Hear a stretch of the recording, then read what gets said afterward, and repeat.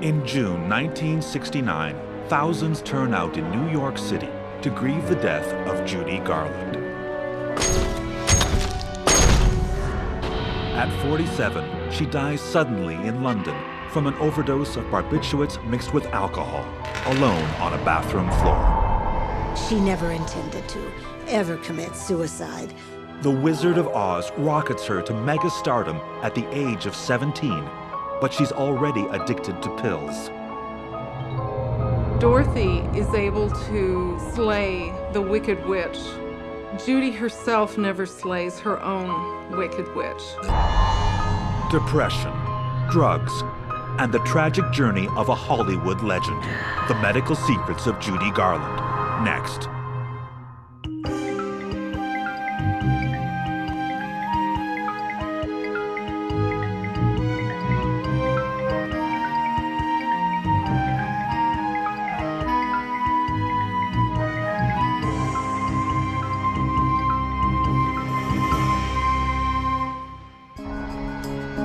January 1969. Judy Garland marries musician Mickey Deans in London. Husband number 5. She is skeletal thin, addicted to pills and alcohol, and hepatitis has devastated her liver. Her career spanned generations, from child star to superstar, from her breakout role in The Wizard of Oz to her seminal performance in A Star is Born. In her late 40s, she continues to pack theaters around the world with her extraordinary voice. But in a few months, she will be dead.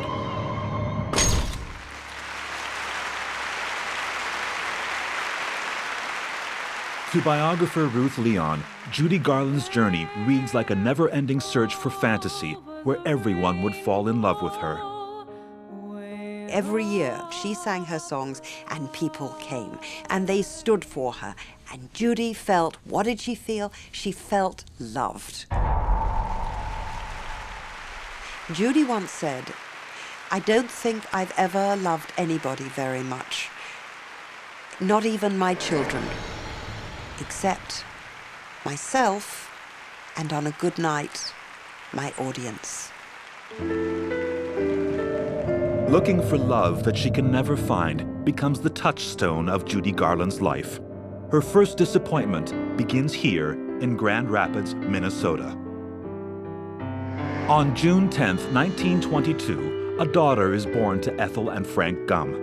She will eventually become the great Judy Garland. But after having 2 girls, the Gumms desperately want a son, to be named Frank after the father. Disgruntled, they name her Frances. Years later, she would tell this story of her parents' disappointment, the first dent in her emotional profile. Well, I think this is Judy's first experience with not being wanted, not being accepted for who she was, and her intense need to please started from day one. Her intense need to please, coupled with her amazing ability to belt out a song, impresses Frank and Ethel Gumm. They put an act together with Frances's 2 older sisters and take it on the road. From the age of 3½, she wasn't exactly born in a trunk, but she emerged from a hatbox in the middle of a stage, and she was immediately a star. She had, from a very, very early age, an extraordinary set of pipes. The first to profit from her pipes is Ethel Gumm, her ruthless stage door mother who drives her to perform no matter what. Mother was an avaricious, talentless woman who wanted her children to make money for her. I mean, that whole issue about her childhood being robbed is really true. By 1927, her father, Frank Gumm, is managing a movie theater just 70 miles from Los Angeles, the epicenter of Ethel's ambition. She drags the girls around Southern California, trying to get publicity for the act. But for little Frances, the rootless, stressful life is sowing the seeds of future disaster. Judy Garland never had a chance because there was no Judy Garland. She was a construct. She was never a person. She was never a child. The one thing that Judy Garland does have is enormous talent, even at age 5. It was quite clear that the Gum sisters, as they were known, were really one little tiny Gum. Baby Gum, as she was known. And after a while, it was clear that Baby Gum was going to be the meal ticket of the entire family. But the entire family is a fiction. It's a not-so-dark secret that Frank is homosexual. In the 1930s, gay men are expected to keep their orientation under wraps. But despite Frank's attempts to leave a closeted family lifestyle, Ethel, by most accounts, treats her husband with utter contempt. George Jessel, a veteran vaudeville performer, sees potential stardom. He advises Ethel to change Francis Gum's name. He suggests the surname of entertainment critic Robert Garland.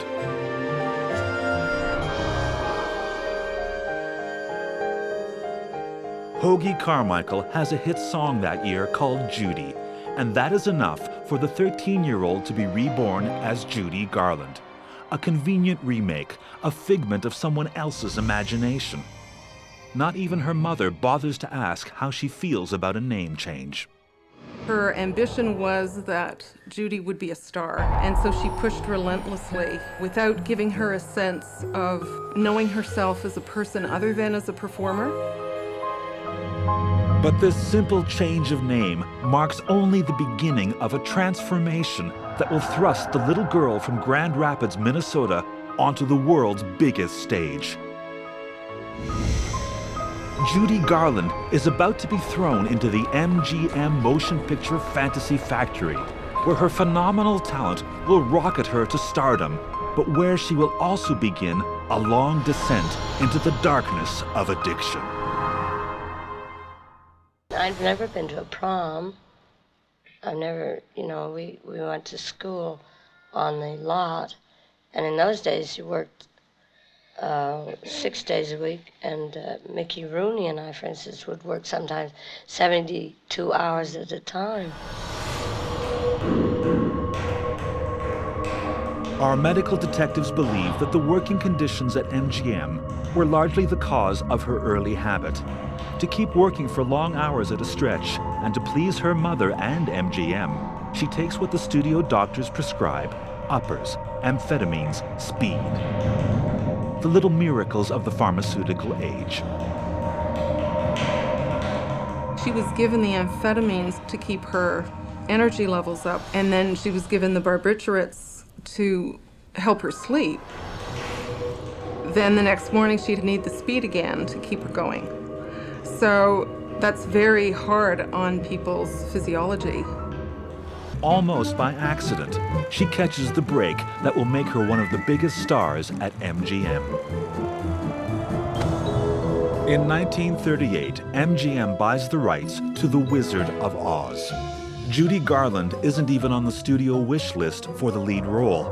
The choices are Shirley Temple or Deanna Durbin. Both are unavailable.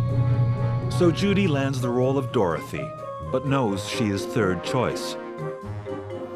I took her to the premiere of The Wizard of Oz, and she started to cry because people were laughing at it in the wrong places. And I said, honey, don't worry, everything will work out. And it did. The result is movie history, 6 Academy Awards. And Judy Garland reaches the pinnacle of Hollywood stardom. But everything didn't work out. In 1941, at age 19, Judy Garland finally collapses from exhaustion while rehearsing for a new film. Instead of recommending treatment for her problem, the studio doctor simply prescribes more speed. And Judy Garland dabbles in the whole rainbow of little colored pills. She is innocently skipping down her own yellow brick road into the tangled forest of addiction. The long working schedule and the indiscriminate providing of amphetamines would be a crime in California today. You are desperate to prove that you aren't a little girl. So I think Judy slept with everybody she could. Judy was just so needy. And also the drugs would take down her inhibitions. So I think it was a very easy thing for her to slip into sex as a way of getting the attention she needed. Judy is desperate to get free of her mother. After a brief love affair with bandleader Artie Shaw, she marries composer David Rose. She is 19, he is 29. The marriage lasts less than 2 years, and she soon moves on to an intense affair with Tyrone Power, a telling liaison. Power is well known for his affairs with both women and men. Is the ghost of her father haunting her relationships? The affair with Power is short-lived, but by 1944, a pattern is emerging. Judy Garland works with director Vincent Minnelli on Meet Me in St. Louis. The picture is a huge success, and Judy moves in with Minnelli. When I was doing Meet Me in St. Louis with Judy, she was so happy because that was a very happy time for her because she was engaged to Vincent Minnelli, who was such a wonderful, gentle man. She was becoming, by this time, very violent because she was drinking and also taking pills. She didn't really, I think, know what she was doing, but she was doing it, and she was doing it a lot. Does Judy have both a drug problem and a mental disorder? Something we call concurrent disorders now, which is someone who has a substance use problem and a mental health problem. And it would be very difficult to say for her if she did. You son of a... Sid was driving, they had an accident, and the police obviously came to the scene of the accident. Judy fought the police, and she fought with Sid and with everybody who came to try to help them. They found a gun in the glove compartment. Sid is charged with possession of an unregistered firearm. The charges are later dropped, but the papers have a field day. She is still washing down the pills, but is enormously successful. The prevailing thought was that she couldn't perform without it, but I actually look at it as it's absolutely amazing that she could perform and to the level that she did with all of those chemicals in her system at that point. From the very beginning, she was a huge talent on the yellow brick road to success. But at the same time, she traveled a dark and tangled path to self-destruction. When she died, that little girl and that one song, Over the Rainbow, flashed around the world. And in that moment, we realized what we had lost.